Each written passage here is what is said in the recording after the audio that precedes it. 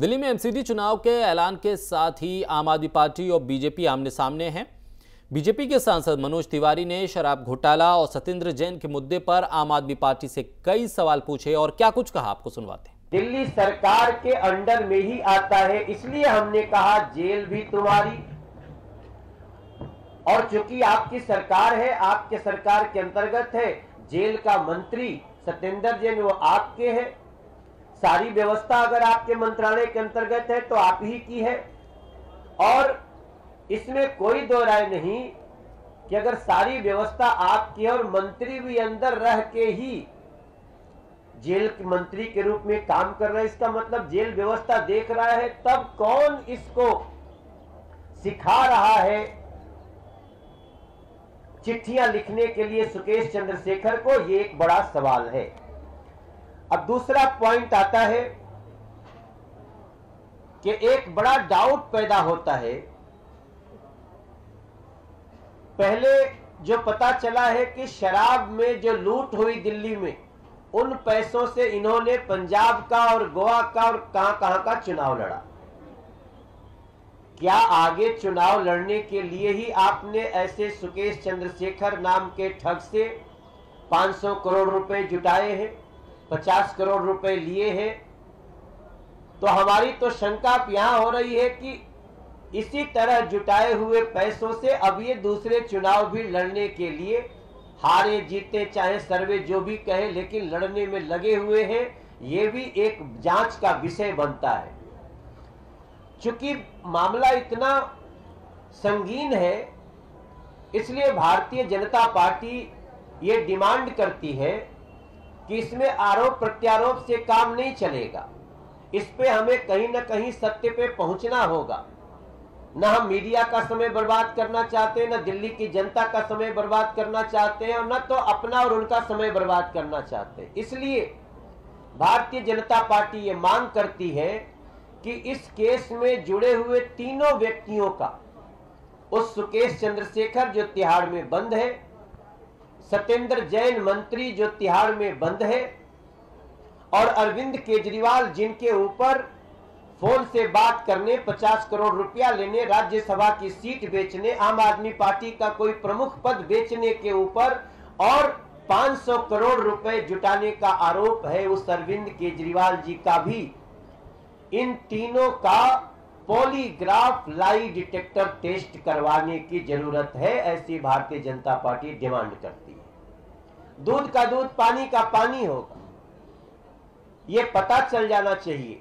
हिमाचल प्रदेश विधानसभा चुनाव को लेकर कांग्रेस के तमाम सीनियर लीडर एड़ी चोटी का जोर लगा रहे हैं। हर कोई नेता जनसभा करके लोगों को अपने वादे गिनवा रहा है। इस बीच सचिन पायलट भी हिमाचल प्रदेश पहुंचे। उन्होंने इस दौरान क्या कुछ कहा, आपको सुनवाते हैं। अभी हिमाचल प्रदेश के चुनाव प्रचार में 3 दिन शेष बचे हैं और 12 तारीख को मतदान होगा। पिछले कुछ दिनों से हिमाचल प्रदेश में तमाम जिलों में हम लोगों ने सभाएं करी हैं और जो जनमानस का एक फीडबैक हमको मिल रहा है और जो रिस्पांस लोगों का, कार्यकर्ताओं का, मतदाताओं का है, वो बहुत ही इनकरेजिंग है।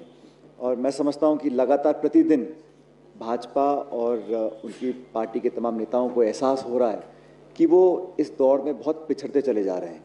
वो मैं इसलिए कह रहा हूँ कि बीजेपी की सरकार को 5 साल यहाँ पर हुए शासन में आए और सरकार बनने के बाद केंद्र में भाजपा की सरकार रही, यहाँ पे भाजपा की सरकार रही, लेकिन 5 सालों में मुख्यमंत्री जी, उनके तमाम मंत्रियों ने जो वादे किए, जो काम किए, बहुत अंतर है उसके अंदर। और लोग इस बात को बोलते हैं कि हिमाचल प्रदेश की सरकार ने अगर 5 साल में काम किए होते, अपने काम के दम पर, अपनी रिपोर्ट कार्ड, अपनी परफॉर्मेंस, अपनी गवर्नेंस, अपनी डिलीवरी के दम पर अगर वोट मांगते तो जनता अगर खुश होती तो अपने आप वोट डालती। अब हो ये रहा है कि इस छोटे से राज्य में लगभग प्रतिदिन प्रधानमंत्री जी, गृह मंत्री जी, रक्षा मंत्री जी और आज कई सभाओं को उत्तर प्रदेश के मुख्यमंत्री जी संबोधित कर रहे हैं। तो अगर मुख्यमंत्री उनके काम पर इतना कॉन्फिडेंस बीजेपी को होता तो शायद इतने बड़े नेता रोज इस प्रकार से अपना टाइम, अपने संसाधन ज़ाय ना करते। तो it's a definite indication that the BJP is on a back foot in terms of performance. Jabalpur से मंडला के रोड को लेकर नितिन गडकरी काफी नाराज नजर आए। नितिन गडकरी ने इस रोड की खस्ता हालत को देखते हुए खुले मन से माफी भी मांगी और क्या कुछ कहा नितिन गडकरी ने, आपको सुनवाते हैं। आज शिलान्यास हुआ है, उसकी चर्चा भी हुई, उसकी फिल्म भी आपने देखी है। फग्गन सिंह कुलस्ते जी लगातार इस कार्य के लिए मेरे पीछे लगे हैं। बार बार वो मेरे पास आते थे और उनके आग्रह के कारण आपके यहाँ के ये सब काम हुए हैं। एक बात वो जो कहते थे, मुझे उस बात का थोड़ा सा मुझे दुख भी है और दर्द भी है, और मुझे उसमें कोई कमपना नहीं लगता कि अगर गलती है तो उसके लिए माफी भी मांगनी चाहिए। आपका जो मंडला से जबलपुर रोड है, उसमें बरेला से मंडला ये 400 करोड़ का 63 किलोमीटर 2 लेन पेव शोल्डर का जो काम हो रहा है, उससे मैं संतुष्ट नहीं हूं। अब प्रॉब्लम यह है, बहुत सी दिक्कतें आई है और बहुत सी बार आपको तकलीफ हो रही है। आज मैं यहाँ आने के पहले ही मेरी अधिकारियों से बातचीत हुई है, उसको जितना काम बाकी है उससे म्यूचुअल कंसेंट से बात करके वो सस्पेंड कर दो, पुराने काम को रिपेयर करो, नया टेंडर निकालो और जल्दी ये रोड अच्छा पूरा करके दो, ये मैंने उनको आदेश दिया है। देश में नोटबंदी के 6 साल पूरे हो गए हैं। नोटबंदी के हालात पर और 6 साल के बाद की हालत पर कांग्रेस के तर्जुमान गौरव वल्लभ ने बीजेपी की हुकूमत को घेरा, क्या कुछ कहा, आपको सुनवाते हैं। आज देश नोटबंदी की 6ठी पुण्यतिथि मना रहा है, और मैं नोटबंदी नहीं, भारतीय अर्थव्यवस्था की 6ठी पुण्यतिथि बोलूंगा। हमें 8 नवंबर 2016 को बोला गया कि नोटबंदी से लैश कैश हो जाएगा।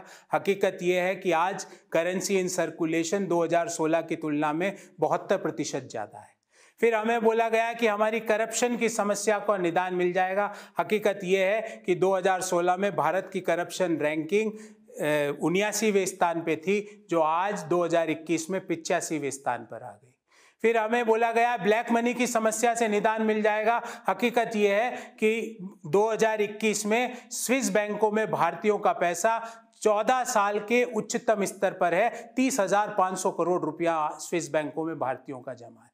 फिर हमें बोला गया कि फेक करेंसी की समस्या से निदान मिल जाएगा। हकीकत यह है कि रिजर्व बैंक के आंकड़ों के अनुसार 2021-22 में 500 रुपए के नोट की फेक करेंसी के जो केसेज है वो 2020-21 की तुलना में 105% बढ़े, और 2000 के नोट के फेक करेंसी के जो केसेज है 2021-22 में उसके पूरे पिछले साल की तुलना में 55% बढ़े।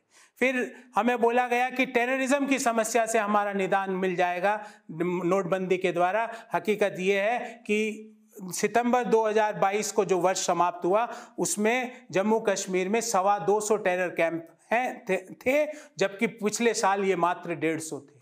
तो ना हमें टेररिज्म पे इसका फायदा हुआ, ना फेक करेंसी में हुआ, ना लेस कैश में हुआ, ना हमारे जो करप्शन है उसके इशू को हम टैकल कर पाए, ना ब्लैक मनी का कोई इशू को हम टैकल कर पाए।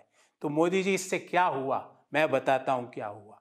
नोटबंदी वाले साल में 8.3% जीडीपी की ग्रोथ रेट थी, वो कोरोना के पूर्व 4.2% हो गई।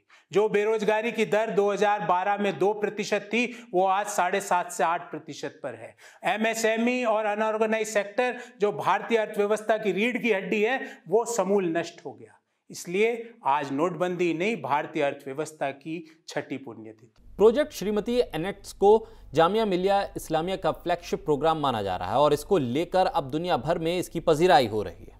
इसके तहत Global Race for Climate Action Impact पर काम किया गया। इसे यूएसए में जीत भी हासिल हुई। 3 नवंबर 2022 को एनेक्ट्स विश्व कप में मौसम में हो रहे बदलाव को लेकर ग्लोबल रेस के फाते के तौर पर जामिया उभरी। इस प्रोग्राम में 16 मुल्कों से 90 एंट्री आई थी, जिसमें से जामिया के प्रोजेक्ट श्रीमती को Global Race for Climate Action Impact खिताब से नवाजा गया।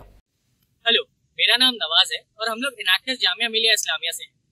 हम लोगों ने प्रोजेक्ट श्रीमती 2020 में चालू करा था, जब ग्लोबल पैंडेमिक चल रहा था। ग्लोबल प्रोजेक्ट श्रीमती को चालू करने के 2 मेन ऑब्जेक्टिव्स थे। पहला ये था कि रिलेटिवली अंडर प्रिविलेज्ड वुमेन को हम लोग को एम्प्लॉयमेंट अपॉर्चुनिटीज देनी थी। दूसरा ये था कि जो plastic waste sanitary napkins market में अवेलेबल है, उनका एक हेल्दी ऑल्टरनेटिव देना था, क्योंकि वो हेल्थ के लिए भी हानिकारक होते हैं और एनवायरमेंट के लिए। हमारे प्रोजेक्ट के आगाज के बाद हमने 12 महीने अपने प्रोडक्ट के डेवलपमेंट में काम किया।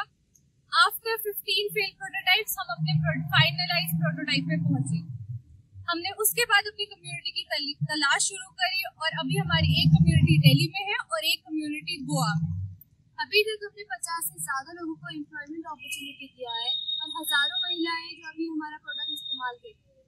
हमने अब तक कई जगह जैसे कम्युनिटी, स्लम एरिया और स्कूल में डिस्ट्रीब्यूशन ड्राइव्स कंडक्ट की और उसके साथ साथ मेंस्ट्रुअल हेल्थ अवेयरनेस सेशंस जिसमें हमने उनको मेंस्ट्रुएशन की जानकारी दी और अपने प्रोडक्ट के बारे में भी बताया।